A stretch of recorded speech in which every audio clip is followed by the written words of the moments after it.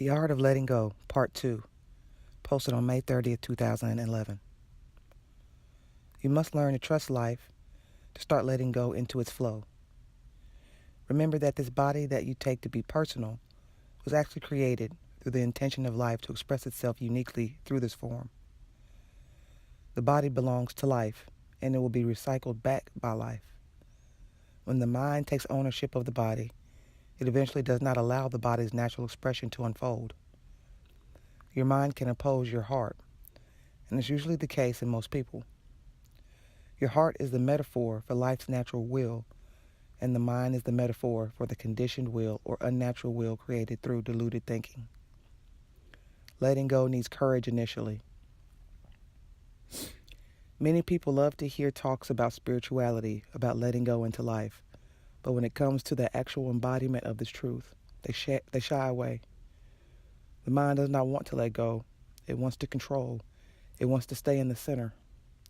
Adyashanti, a radical spiritual teacher, pointed out, letting go is not for the weak-hearted.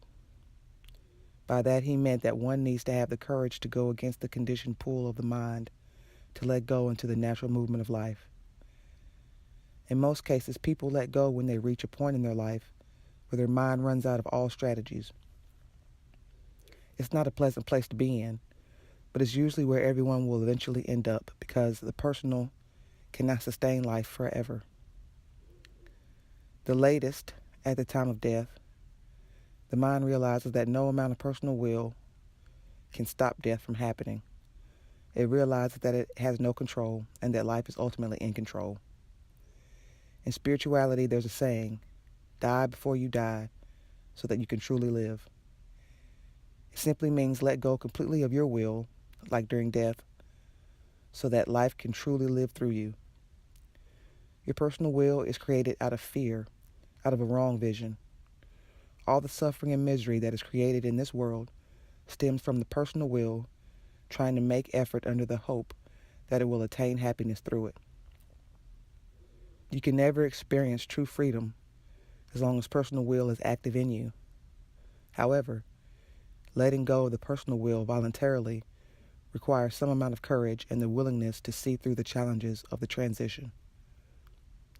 All techniques and practices are forms of control.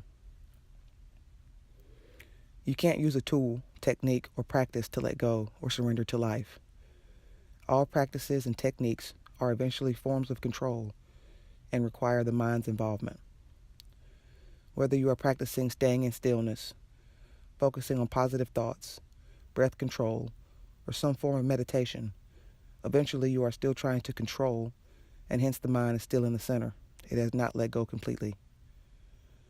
Practices and techniques have their place for a while to help bring some maturity, understanding, and stability to your mind. Once you have attained understanding about the truth of life, once you have some stability and grounding and self-realization, you must let go of the practices and allow yourself to be completely empty-handed without any strategies. Only when you let go so completely will you start experiencing the pull of life taking over.